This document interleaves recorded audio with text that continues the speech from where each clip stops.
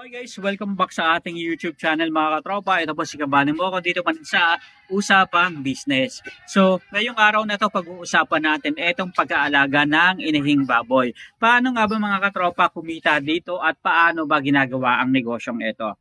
So, isa sa mga kita ay nagbumula sa pagbebenta ng piglets at pagpapalaki ng mga ito bilang isang partner.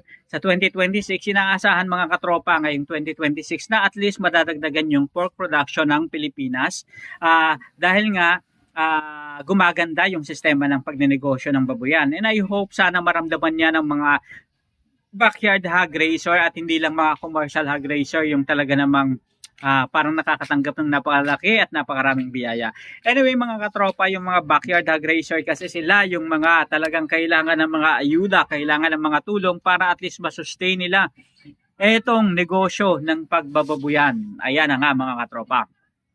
So, eto kasing pag-aalaga ng inihing baboy, malaking tulong ito. Isa lang to sa mga parte. Ang pagninegosyo ng negosyong baboyan kasi ang tinatawag na piggery business, may iba't ibang kanya-kanyang specialty.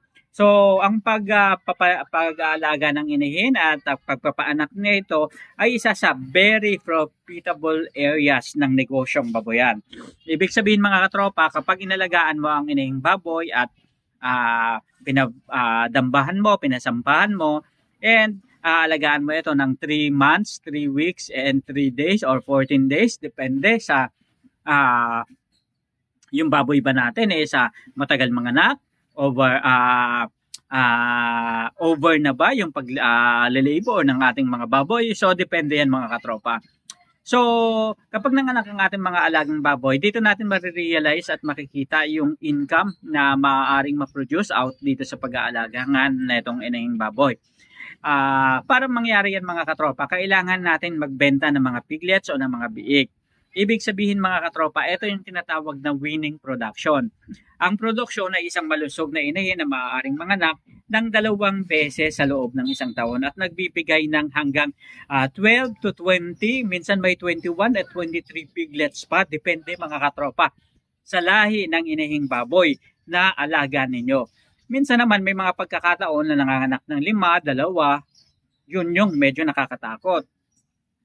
Kasi nga, maaari kang malugi sa ganong sistema. Kaya importante mga katropa na dapat yung baboy mo is nag-average na nanganganak ng 8 and pinaka-okay na at least acceptable na yung 10.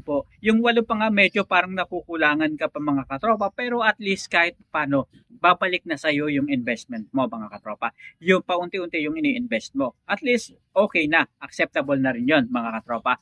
Pero kapag nanganak yung baboy ng mga 12 to 15, yan talaga yung sasabihin ko na at least masasabi mo na may profit ka na sa negosyong ito. Yung pagbebenta kasi ng mga piglets, ibig sabihin nito kapag nagbenta ka ng mga piglets, usually ang mga presyuhan mga katropa ng mga piglets ngayon is umaabot ng 4,000, 5,500 hanggang 6. Minsan pinakamataas na yung 7,000.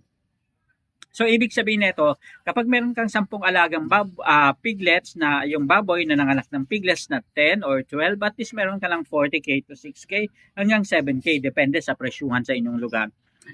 Isang magandang pagkakataon nito para at least kumita ng malaki, basta make sure lang mga katropa na alagaan mo yung inahing baboy dahil yan yung nagbibigay sa iyo ng magandang profit.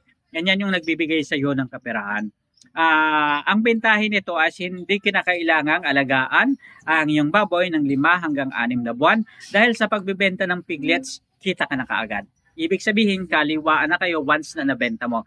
So, bago mo maibenta ang piglets, hindi naman agad-agad na ibibenta mo to pagkapanganak sa kanila. Kailangan mo muna itong alagaan ng at least 30 days or 28 days hanggang 45 days. Depende sa kung paano ba yung bentahan sa inyong lugar. Pero mga katropa, mas makakabuti na bago mo ibenta yung mga piglets is marunong na itong kumain, hindi nagtatae, malakas ang resistensya at pangangatawan. At syempre, okay na dahil nagkaroon na siya ng full vaccination process and dumaan na siya sa isang masusing pag-check, pagpapatibay ng katawan para at least yung baboy is masasabi nating hindi sakitin. Ibig sabihin super healthy. Nakakahiya naman kasi mga katropa kung ibebenta natin ang ating mga alagang piglets tapos ilang araw lang mamamatay. Mahirap yun. At saka hindi magandang klase ng pagninegosyo yung gano'n. Kasi mawawala ng tiwala sa atin yung mga customer natin na bumibili sa atin ng mga piglets at magpapatiner. Imagine, halimbawa nagbenta tayo tapos biglang namatay yung binenta natin na baboy na nasa pangangalaga nila, ilang araw lang pagkabili nila sa atin. Anong mararamdaman nila? Baliktarin natin yung sitwasyon. Kung tayo kaya yung ganon, di ba ayaw natin mangyari kasi ibig sabihin lang yon namuhunan tayo mga katropa ng malaki. And isang pagkakataon na dapat inaalalayan natin sila at tinuturuan rin ano ba yung magandang dapat gawin para at least maging healthy yung kanilang pag-aalaga. Lalong-lalo na mga katropa kung sila ay baguhan pa lang sa negosyo ng pagpapatiner. And sa atin naman mga katropa, laging i-make sure natin meron tayong responsibilidad sa kapwa natin doon sa pinagbebentahan natin para umulit pa sila ng pagbili sa atin, maging suki na natin sila and maging continuous yung cycle and makakatulong yan para at least magtuloy-tuloy itong ating pagnenegosyo. And isa pa rin sa magandang bagay na maaari natin gawin is yung paro to finish system. Sa halip na ibenta ang mga piglets, palalakihin ito hanggang sa umabot ng 90 to 100 kilos o kahit minsan 85 kilos. Ibig sabihin lang nito, marirealize natin mga katropa yung kita. Dapat kasi separate natin mga katropa yung ating negosyo. Kung meron tayong inahin, i-separate yung pag-iinahin natin at kung meron tayong patiner, i-separate yung pagpapatiner. Bayarin mo yung sarili mo sa binili mo ng mga piglets galing sa inahing baboy para at least makita na yung inahing baboy na business mo. And ngayon kung magpapatiner ka, doon ka na rin bumiri sa sarili mong babuyan. Pero bayaran mo para at least yung kita naman sa patiner is makita mo ng gusto kung magkano yung ginagastos mo, magkano yung profit mo, para at least merong tunay na paghahati sa kita. Malalaman mo dito sa ganitong sistema, saan ba galing yung kita ko? Magkano ba yung kinita ko sa pag-aalaga ng inahing baboy at pagpapaanak dito? And magkano naman ang kinita ko sa farm to finish system o pag-aalaga ng patabaing baboy?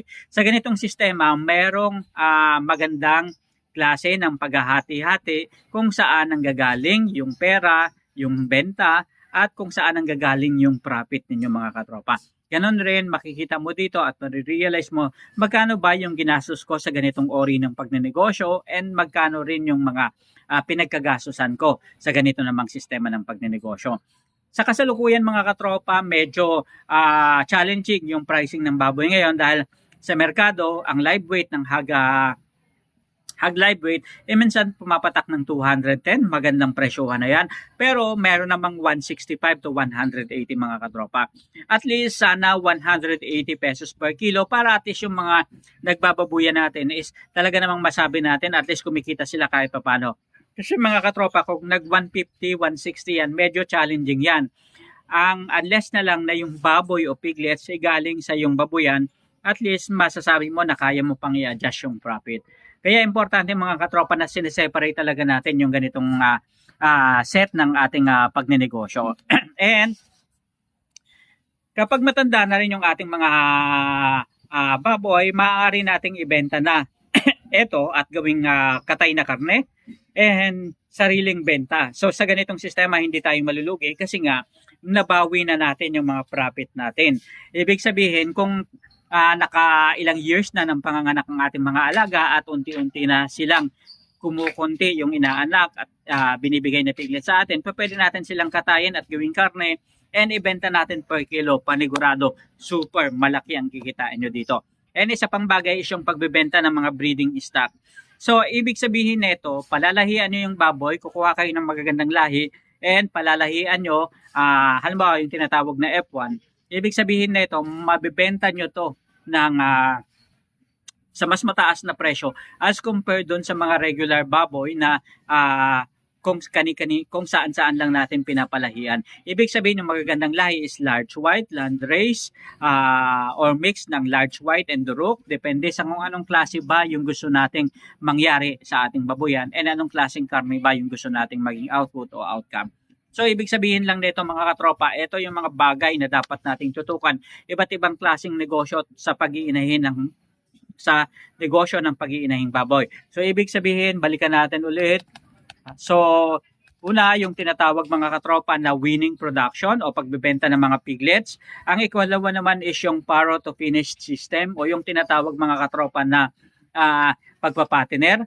And yung pagbebenta ng mga breeding stocks mga katropa, isa yun sa magandang bagay. And syempre, yung pagbebenta ng katay na karne ng ating mga inahing baboy kung talagang hindi na sila nagbibigay ng magandang production sa ating baboyan. So, anyway, for the long term naman yun mga katropa, mga ilang years mo pa bago gawin yan mga katropa. Bawiin mo muna lahat ng pinuhunan mo sa negosyong ito para at least tuloy-tuloy at kumita ka ng malaki. So maraming salamat sa pagsama sa atin. Isa na namang kwentuhan tungkol sa usapang negosyo at syempre, isang pagkakataon na magkwentuhan tayo tungkol sa negosyong baboyan. Sama-sama tayong matuto, magdiskasyonan at magkwentuhan araw-araw tungkol sa negosyo, piggery business, backyard hog racing business dito sa Pilipinas. Hanggang sa muli, maraming salamat. Paalam.